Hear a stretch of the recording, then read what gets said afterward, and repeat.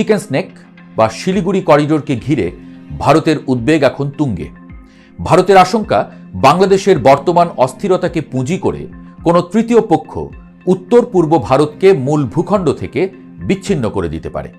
অনেকেই মনে করছেন ভারত হয়তো শেষ পর্যন্ত কোনো সার্জিক্যাল স্ট্রাইক বা সীমিত মাত্রার সামরিক অভিযানের কথা ভাবছে, যাতে বাংলাদেশের অভ্যন্তরীণ রাজনীতিতে তাদের প্রভাব পুনরায় প্রতিষ্ঠা করা যায়। হাসনাতরা হুঙ্কার দিয়েছে, প্রয়োজনে 7 সিস্টার্স আলাদা করে দেয়া হবে। সার্জিস আলমের মতো ছাত্রনেতারা ঘোষণা দিয়েছেন, যতক্ষণ হাদির খুনিদের বিচার না হবে ততক্ষণ ভারতীয় দূতাবাস বাংলাদেশে স্বাভাবিকভাবে চলতে পারবে না। রণক্ষেত্রের প্রস্তুতি এখন সীমান্তের ওপারেও স্পষ্ট। ভারতীয় সংবাদ মাধ্যমের খবর অনুযায়ী উত্তর পূর্বে আরও একটি শক্তিশালী ঘাঁটি তৈরি করছে ভারতীয় সেনা। মিজোরামে এই ঘাঁটি স্থাপনের নেপথ্যে কাজ করছে 17 মাউন্টেন স্ট্রাইক কোর। বাংলাদেশিদের ভিসা দেওয়া বন্ধ ছিল আগেই, এবার বাংলাদেশ বন্ধ করল ভারতীয়দের ভিসা দেওয়া, পাশাপাশি সব পরিষেবাও। কূটনৈতিক মহলের মতে নয়াদিল্লি বাংলাদেশি নাগরিকদের জন্য ভিসা পরিষেবা স্থগিত করার পরে টিট ফর ট্যাট অর্থাৎ পাল্টা জবাব হিসেবেই এই পদক্ষেপ করল ঢাকা। এদিকে আবার সীমান্তের নতুন সেনাঘাঁটি তৈরির ঘোষণাও আসছে ভারতের পক্ষ থেকে। ঘটছেটা কি আসলে ঘরে বাইরে সীমান্তে? দুই দেশের সম্পর্কের বরফ যেন গলছেই না, উল্টো তা এখন জমাট বেঁধে পাথরে পরিণত হওয়ার উপক্রম হয়েছে। একে একে বন্ধ হচ্ছে ভারত ও বাংলাদেশের দূতাবাসগুলোর দরজা। থমথমে একটা পরিস্থিতি বিরাজ করছে দুই দেশের কূটনৈতিক অঙ্গনে। ত্রিপুরার আগরতলায় বাংলাদেশের ভিসা ও কনসুলার বিভাগ অনির্দিষ্টকালের জন্য মঙ্গলবার থেকে বন্ধ করে দেওয়া হয়েছে। অন্যদিকে পশ্চিমবঙ্গের শিলিগুড়িতে যে বাংলাদেশ ভিসা আবেদন কেন্দ্র আছে সেটির কার্যক্রমও সাময়িকভাবে স্থগিত রাখা হয়েছে। এই টানাপোড়েনের সূত্রপাত দীপু চন্দ্র দাসের মৃত্যুকে কেন্দ্র করে। আগরতলায় গত কয়েকদিন ধরে স্থানীয় কিছু সংগঠন বিক্ষোভ দেখিয়েছে, যার আঁচ সীমান্ত পেরিয়ে পৌঁছে গেছে দুই দেশের নীতি নির্ধারণী পর্যায়ে। এর আগে ভারতের দিল্লিতে বাংলাদেশ হাইকমিশন কনসুলার সেবা এবং ভিসা দেওয়ার কার্যক্রম সাময়িকভাবে বন্ধ করে দেওয়ার যে সিদ্ধান্ত নিল, তাকে কূটনৈতিক বিশ্লেষকরা দেখছেন এক চরম অবনতির সংকেত হিসেবে। ঢাকার কর্মকর্তারা বলছেন, গত কয়েকদিনে ভারতে হাইকমিশনের সামনে বিক্ষোভ এবং শিলিগুড়িতে হামলার ঘটনার পর নিরাপত্তা ইস্যুটি এখন আর উপেক্ষা করার উপায় নেই। কলকাতায় অবশ্য এখনও বাংলাদেশের ভিসা অফিস চালু রয়েছে বলে জানানো হয়েছে, তবে সেখানেও যে কোনো সময় তালা ঝুলে যেতে পারে এমন আশঙ্কা উড়িয়ে দেওয়া যাচ্ছে না। শিলিগুড়িতে একটি বেসরকারি সংস্থা বাংলাদেশ উপদূতাবাসের হয়ে ভিসার আবেদন গ্রহণ করত, কিন্তু বিক্ষোভকারীরা সেখানে এক নারী কর্মীকে হুমকি দেবার পর সংস্থাটি প্রাণের ভয়ে কাজ দেয়া বন্ধ করে দিয়েছে। এমন অবস্থা দুই দেশের ইতিহাসে এর আগে কখনো হয়নি। পরিস্থিতি কেবল ভিসা অফিস বন্ধের মধ্যেই সীমাবদ্ধ নেই। রণক্ষেত্রের প্রস্তুতি এখন সীমান্তের ওপারেও স্পষ্ট। ভারতীয় সংবাদ মাধ্যমের খবর অনুযায়ী উত্তর পূর্বে আরও একটি শক্তিশালী ঘাঁটি তৈরি করছে ভারতীয় সেনা। মিজোরামে এই ঘাঁটি স্থাপনের নেপথ্যে কাজ করছে 17 মাউন্টেন স্ট্রাইক কোর।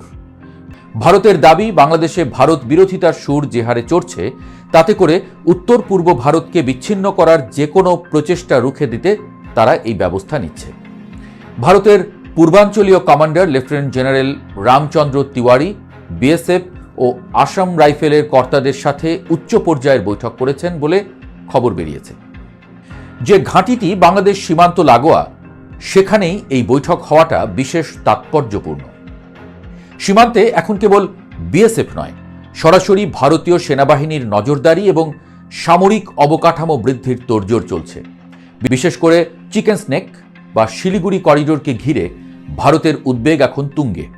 ভারতের আশঙ্কা, বাংলাদেশের বর্তমান অস্থিরতাকে পুঁজি করে কোনো তৃতীয় পক্ষ উত্তর পূর্ব ভারতকে মূল ভূখণ্ড থেকে বিচ্ছিন্ন করে দিতে পারে। এই কারণেই শিলিগুড়ি করিডোরের সুরক্ষায় 3টি নতুন আর্মি বেজ করার পর এখন মিজোরাম বাংলাদেশ সীমান্তে চতুর্থ একটি বিশাল সামরিক ঘাঁটি তৈরির পরিকল্পনা চূড়ান্ত করা হচ্ছে। ভারত কেবল পদাতিক বাহিনী নয়, আকাশপথেও শক্তি বাড়িয়েছে। উত্তর পূর্ব সীমান্তের কাছে হাসিমারা বিমান ঘাঁটিতে মোতায়েন করা হয়েছে অত্যাধুনিক রাফাল যুদ্ধ বিমান, যা কয়েক মিনিটের মধ্যে বাংলাদেশের যে কোনো প্রান্তে আঘাত হানতে সক্ষম।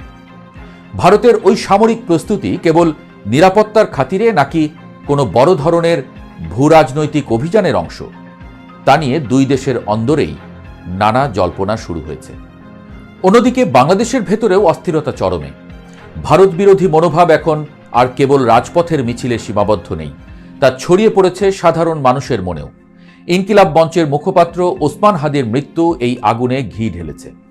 সার্জিস আলমের মতো ছাত্রনেতারা ঘোষণা দিয়েছেন, যতক্ষণ হাদির খুনিদের বিচার না হবে ততক্ষণ ভারতীয় দূতাবাস বাংলাদেশে স্বাভাবিকভাবে চলতে পারবে না। হাসনাতরা হুঙ্কার দিয়েছে, প্রয়োজনে 7 সিস্টার্স আলাদা করে দেয়া হবে। দেশের ভেতরেও বিভিন্ন জায়গায় গণমাধ্যম এবং সংখ্যালঘু ইস্যুতে অস্থিরতা বাড়ছে। প্রথম আলো বা ডেইলি স্টারের মতো বড় সংবাদপত্রের কার্যালয়ে আগুন দেওয়া কিংবা দীপু দাসের ঘটনার মতো বিষয়গুলো দেশকে এক অরাজক পরিস্থিতির দিকে ঠেলে দিচ্ছে। গ্রাম থেকে শহর সবখানেই এক অজানা আতঙ্ক বিরাজ করছে। সামাজিক যোগাযোগ মাধ্যমে ভারতের দাদাগিরির বিরুদ্ধে মানুষের ক্ষোভ বিস্ফোরণের মতো ফেটে পড়ছে। ভারতের সোশ্যাল মিডিয়ায় উগ্র জাতীয়তাবাদী কিছু অংশ প্রচার করছে যে ভারত চাইলে মাত্র 2 ঘন্টার মধ্যে ঢাকায় বসে চা খেতে পারে। এই ধরনের সস্তা আস্ফালন বাংলাদেশের মানুষের মনে ভারতের প্রতি ঘৃণা ও ক্ষোভ আরও বাড়িয়ে তুলছে। আমরাও চাই ভারত ঢাকায় আসুক, চা খাক, কিন্তু সেটা হবে বন্ধুর মতো, কোনো আগ্রাসী শক্তির মতো নয়।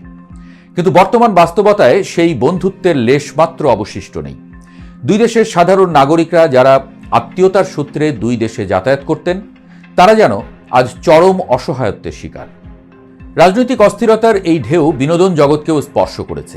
ওপার বাংলার তারকারা যেমন উদ্বেগের কথা বলছেন, এপারের শিল্পীরাও আশঙ্কা করছেন যে এই বৈরিতার কারণে দুই দেশের সাংস্কৃতিক বন্ধন চিরতরে ছিঁড়ে যেতে পারে। এই দ্বিমুখী অবস্থানে মাঝখানে পড়ে সাধারণ মানুষ পড়েছে বিরাট চিন্তায়।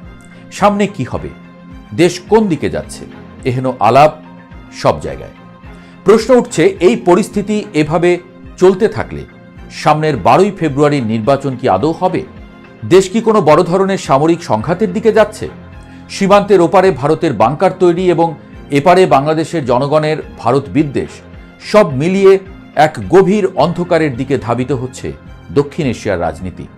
অনেকেই মনে করছেন ভারত হয়তো শেষ পর্যন্ত কোনো সার্জিক্যাল স্ট্রাইক বা সীমিত মাত্রার সামরিক অভিযানের কথা ভাবছে, যাতে বাংলাদেশের অভ্যন্তরীণ রাজনীতিতে তাদের প্রভাব পুনরায় প্রতিষ্ঠা করা যায়। তবে আন্তর্জাতিক মহলের নজরদারির কারণে এমন পদক্ষেপ নেওয়া ভারতের জন্য কতটুকু সহজ হবে তাও ভাববার বিষয়। এক্ষেত্রে শান্তি ফেরানোর একমাত্র উপায় হল উচ্চ পর্যায়ের সংলাপ এবং একে অপরের সার্বভৌমত্বের প্রতি সম্মান জানানো। কিন্তু দিল্লির ভিসা কেন্দ্র বন্ধের বিপরীতে ঢাকার পাল্টা ব্যবস্থা এটাই প্রমাণ করে যে বর্তমানে কেউই ছাড় দিতে রাজি নয়। কূটনৈতিক শিষ্টাচার আজ মৃতপ্রায়, তার জায়গা নিয়েছে জেদ আর পাল্টাপাল্টি হুঙ্কার। এই অনিশ্চিত যাত্রার শেষ কোথায়